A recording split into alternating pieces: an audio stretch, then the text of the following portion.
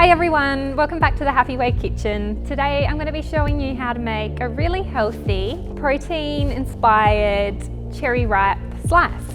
So what I'm going to be using today is I've got the Happy Way vanilla protein powder and the Happy Way acai powder. I've got some frozen cherries, or you could use fresh, some rolled oats, desiccated coconut, rice malt syrup, however you can use whatever sweetener of your choice, and some coconut oil to bind it all together, and vanilla extract, and the melted chocolate. So to make this recipe, I'm simply going to add the dry ingredients into the food processor to start with. So the protein powder, the acai powder, desiccated coconut and oats.